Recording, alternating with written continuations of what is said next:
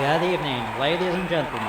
Welcome to Slamdown, the biggest event in the history of the world wars and fights. That's right, Chuck. Tonight on WWF, we have the long-awaited showdown between two of the most aggressive nations we've ever had the privilege to cover.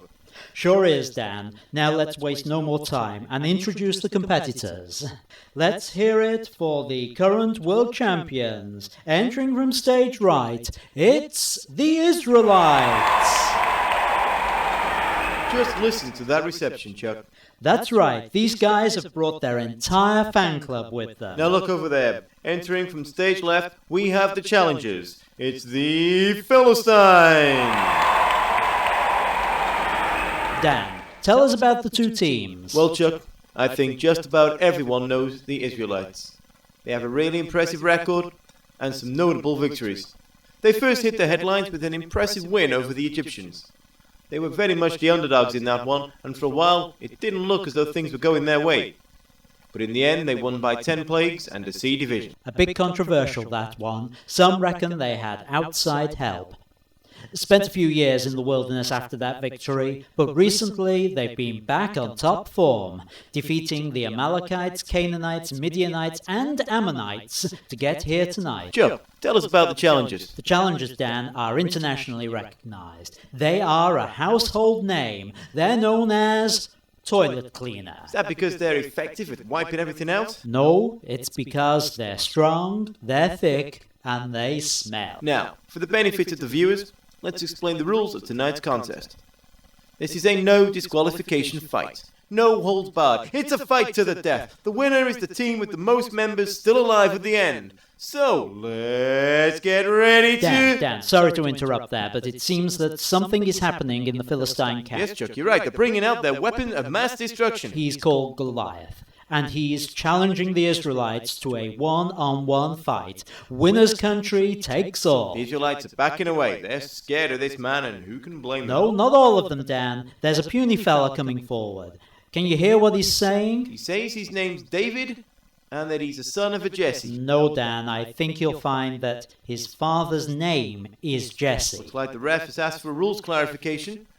David has said that he's got God on his side. Partnering with deities? Is that allowed, Dan? Well, it's not the norm, Chuck, but I can't see anything in the rules that excludes it, so I guess we'll just have to let that one go. I don't much fancy the Israelite chances in this contest. The giant Goliath has been around a good many years. He weighs in at a massive 350 pounds, and he's got a significant height advantage too. Just look at that sword. It's known as the Meat Cleaver. You know, Chuck, I wouldn't go writing the boy David off just yet. His small size might work to his advantage. And I think he might just have a couple of tricks to sling at old Goliath. This could be an interesting fight. Well, I sure hope so, Dan. Looks like the two teams are ready. Everybody, let's get ready to rumble! The seconds are out. The crowd is electrified. Let the contest begin. Goliath makes the first move. Lightning reflexes, he thumbs his nose at David. David retaliates with a slight shake of the head there. That is not the response the giant was looking for, Chuck. No, he failed totally to intimidate the little guy. We're definitely going to see some guts from that. One way or another. One way or another, Chuck. Goliath is stepping up a gear. He's drawing his sword and waving it around. David is totally unimpressed. Does he not know the damage the big guy can inflict? Look at this, Dan. David's taken something out of his pocket. What is that? A strip of cloth and a stone? I think it's what they call a slingshot, Chuck.